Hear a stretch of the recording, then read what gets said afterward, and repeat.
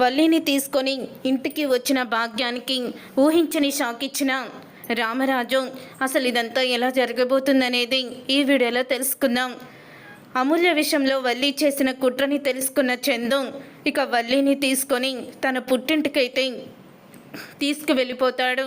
అప్పుడు ఇంకా వల్లి అయితే నిన్ను వదిలి నేను ఉండలేను బా, నేను చెప్పింది అబద్ధమే అవ్వచ్చు, నిన్ను నేను మోసం చేశానని కూడా ఒప్పుకుంటున్నాను, కానీ నీ మీద ఉన్న ప్రేమ మాత్రం అబద్ధం కాదు, నువ్వు లేకుండా నేను బ్రతకలేను బా, మన ఇంటికి నన్ను తీసుకువెళ్ళిపో, ఇంకెప్పుడు కూడా ఇలాంటి తప్పులు చేయను అని అంటూ వల్లి అయితే బ్రతిమలాడుకుంటూ ఉంటుంది చందుని. అసలు సిగ్గులేదా ముఖానికి, ఎలా అడగగలుగుతున్నావో, చేసిన తప్పుని ప్రేమ మీద నిందగా వేయాలనుకున్నావు, మరి తన కాపురాన్ని కూడా కూలగొట్టి మరి ప్రేమని ఇంట్లో నుంచి బయటికి గెంటేయాలని చూసావు.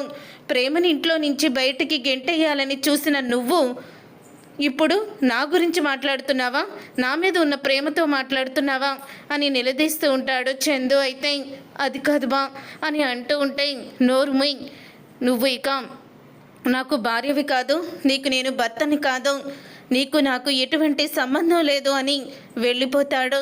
ఇక ఏడ్చుకుంటూ భాగ్యం దగ్గరికి వస్తుంది వల్లి. అయితే ఏంటమ్ముడు బ్యాగ్ పట్టుకొని వచ్చావేంటి అని అడుగుతూ ఉంటుంది. అప్పుడు ఇక ఏడుస్తూ వల్లి అయితే నన్ను మా భర్త వదిలేశాడు అని ఏడుస్తూ చెప్తుంది వల్లి.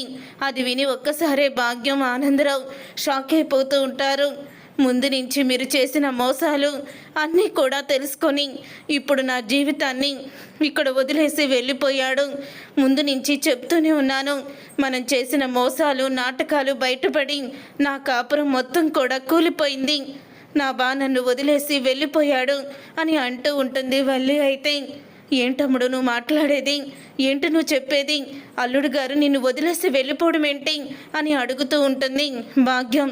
నువ్వు వాయిస్ రికార్డ్ని డిలీట్ చేసేసానని చెప్పావు కదా, మళ్ళీ వాయిస్ రికార్డ్ ఎక్కడి నుంచి వచ్చింది అని అడుగుతూ ఉంటే, వాయిస్ రికార్డు లేకపోయినా నర్మదా ఆయనకి నిజం చెప్పేసింది, విశ్వ అమూల్యకి మధ్యలో ప్రేమ రాయబారాన్ని నడిపించింది నేనేనని. అప్పటికి ప్రేమ మీద నింద వేద్దాం అనుకున్నాను, కానీ ఇంతలో అమూల్య వచ్చి మొత్తం నిజాలన్నీ చెప్పేసింది అని అంటూ ఇక వల్లి అయితే ఏడుస్తుంది. ఈ జన్మలో ఇక నీకు నాకు సంబంధం లేదు, నువ్వు నేను భార్యాభర్తలం కాదు అంటూ బా వెళ్ళిపోయాడు అని ఏడుస్తూ ఉంటుంది ఇక వల్లి. అయితే అప్పుడు ఇక భాగ్యం అయితే అసలు ఎలా అలా వదిలేస్తాడో నేను చూస్తాను, పద తీసుకువెళ్ళి అడుగుతాను అని అంటూ ఉంటుంది భాగ్యం.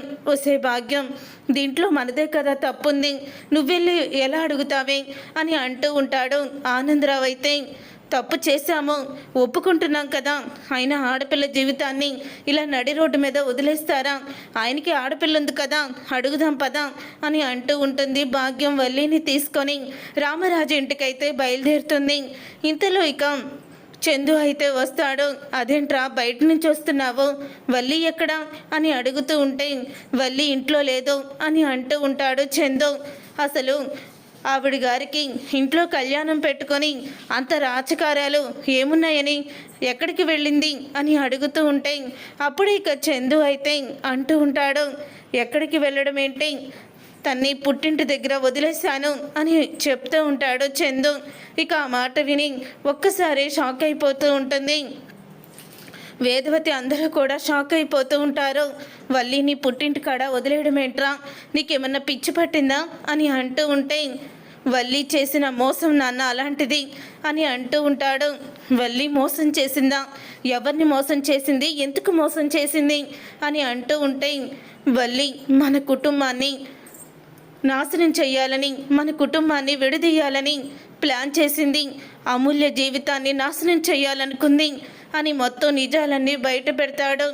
అవును మావయ్య గారు, అసలు వాళ్ళు ముందు మీకు పరిచయం అవుతామే మోసం చేసి పరిచయం అయ్యారు, వాళ్ళు కోటీశ్వర్లు కాదు, వాళ్ళు ఫస్ట్ నుంచి ఇడ్లీలు అమ్ముకునే వాళ్ళే, కానీ భాగ్యం మన ఇంటి కోడల్ని తన కూతుర్ని చెయ్యాలని నాటకాలు ఆడారు. నగల విషయంలో కూడా అప్పుడు నగలు చెంబులో ఇరుక్కుపోయాయని అలా ఇలాగా ఎన్నో డ్రామాలు ఆడారు అని మొత్తం వల్లి చేసిన కుట్రలు కుతంత్రాలు అన్నీ కూడా ఇక బయట పెట్టేస్తారు నర్మదా ప్రేమ. ఇక ఇద్దరు కూడా అప్పుడు ఇక నర్మదా ప్రేమ ఇద్దరు కూడా నిజాలను బయట పెట్టడంతో అప్పుడే ఇక రామరాజు అయితే ఒక్కసారి కుప్పకూలిపోతాడు.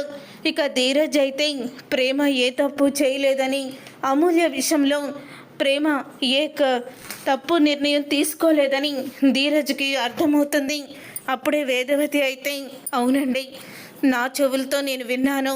వల్లి తన తల్లితో చేసిన కుట్రలు కుతంత్రాలు అన్నీ వాళ్ళ అమ్మతో మాట్లాడుకునేటప్పుడే నేను విన్నాను అని అంటూ ఉంటుంది వేదవతి కూడా. అప్పుడే ఇక రామరాజు, పెద్దోడా, నిన్ను చాలా పెద్ద తప్పు చేశానురా.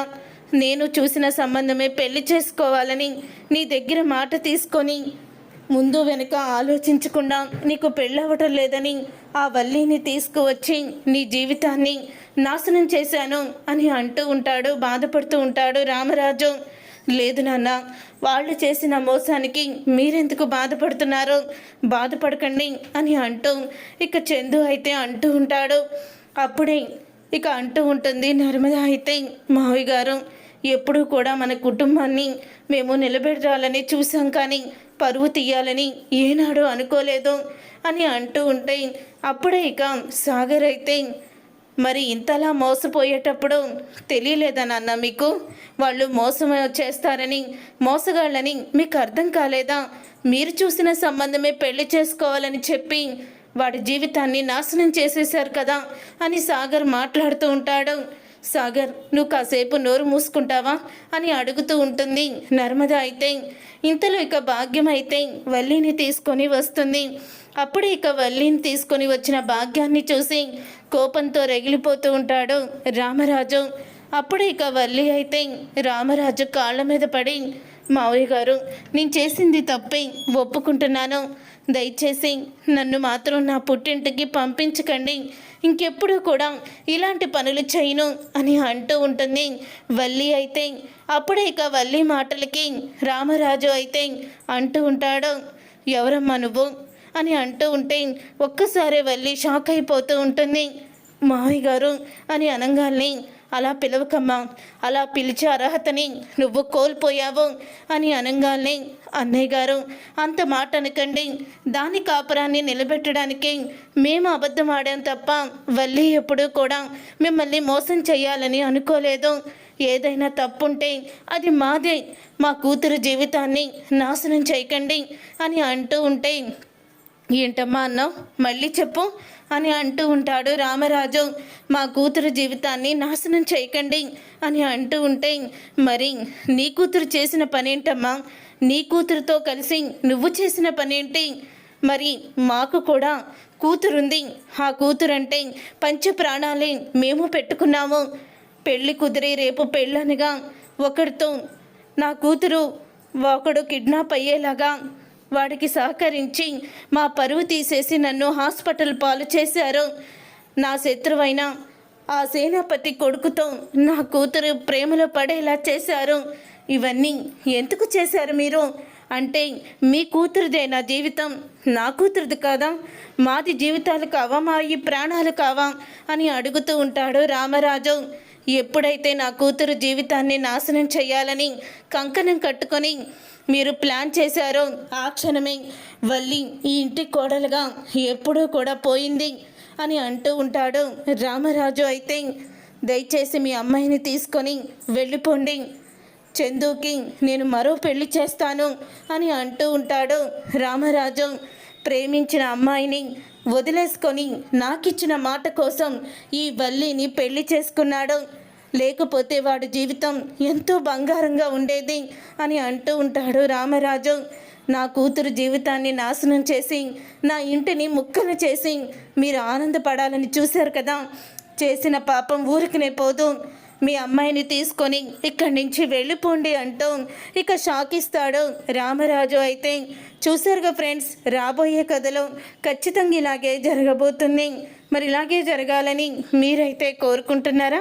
అయితే వీడియోని తప్పకుండా లైక్ చేయండి. మీరు చేసే ఒక్క లైక్ మాకు ఎంతో సపోర్ట్ని ఇస్తుంది.